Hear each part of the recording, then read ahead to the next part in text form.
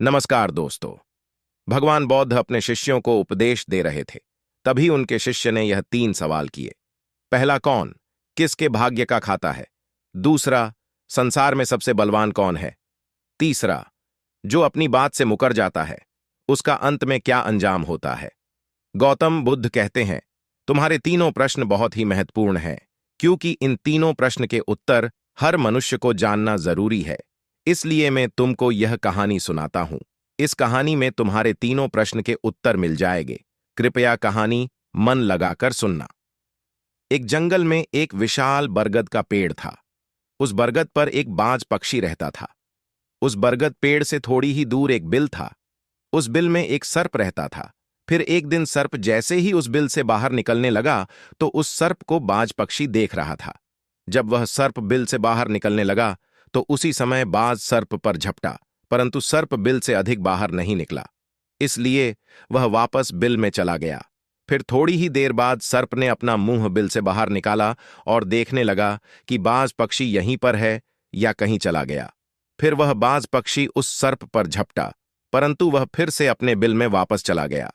जैसे ही सर्प अपने बिल से बाहर निकले का प्रयास करता तो बाज उस पर हमला करता और उसे उठाकर ले जाने की कोशिश करता।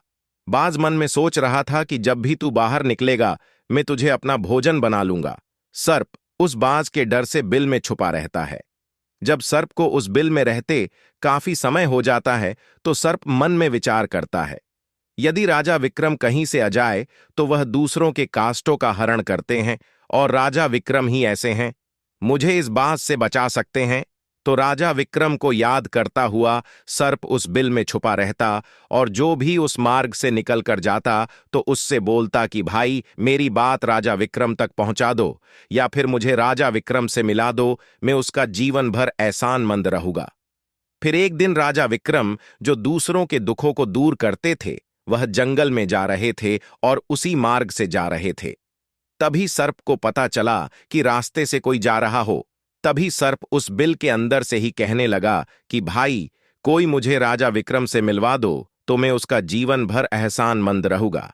यह बात राजा विक्रम ने सुनी तो राजा विक्रम कहने लगा, क्यों भाई, आपको राजा विक्रम से क्या काम है? तो सर्प कहने लगा, देखो भाई, राजा विक्रम ही ऐसे हैं जो दूसरों के काष्ठों का हरण करते हैं और मैं काफी दिन से इसी बिल में पड़ा हूं। मैं काफी दुखी हूं। यदि मैं बाहर निकलता हूं तो इस वृक्ष पर बाज पक्षी का निवास करता है, तो वह मुझ पे उसी समय हमला करता है। इसलिए मैं इस बिल से बाहर नहीं निकलता हूं और न ही मुझे कुछ खाने को नहीं मिलता है। ऐसे ही इस बिल में पड़ा हुआ हूं, ऐसे ही अपना जीवन व्यतीत करता हूं। राजा विक्रम कहने लगा, हे सर्प, राज में ही राजा विक्रम हूं, बताओ तुम्हारे कष्ट का निवारण कैसे करूं? राजा विक्रम कहने लगे, हे सर्प राज, तुम कहो तो मैं तुम्हें इस जंगल में कहीं दूर छोड़ दूं।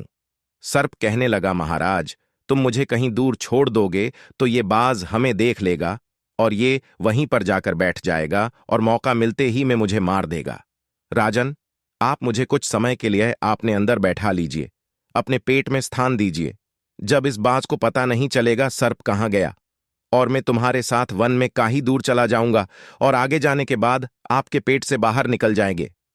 राजा विक्रम कहने लगे, ठीक है, आप मेरे पेट में प्रवेश कर जाइए। राजा विक्रम अपना मुंह खोल देते हैं और वह सर्प राजा विक्रम के पेट में प्रवेश कर जाता है और राजा विक्रम के पेट में बैठ जाता है। जब राजा विक्रम वन में आगे काफी दूर पहुंचने के बाद उस सर्प से कहने लगे, हे सर्पराज, मेरे पेट से बाहर आ जाइए, सुमसाम वन है, इसमें कोई बाज आपको परेशान नहीं करेगा।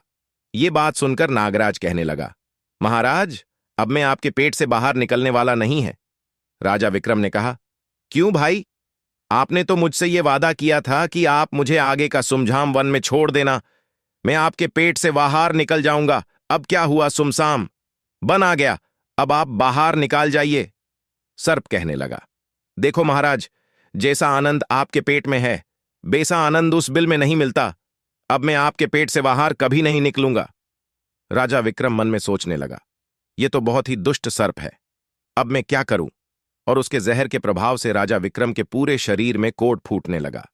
राजा विक्रम सोचने लगे, यदि अब मैं राजधानी को वापस जाऊं तो यह अभी संभव नहीं है।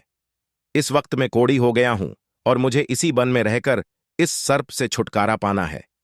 ये सोचकर महाराजा एक झोपड़ी बनाकर सो जाते हैं। उनके शरीर से कोढ़ टपकने लगा। शरीर से बदबू आने लगी जो कि सर्प का जहर था। सर्प कुंडली मार राजा विक्रम के पेट में बैठा था। राजा विक्रम उस वन में पड़े एक कोढ़ी की हालात में है।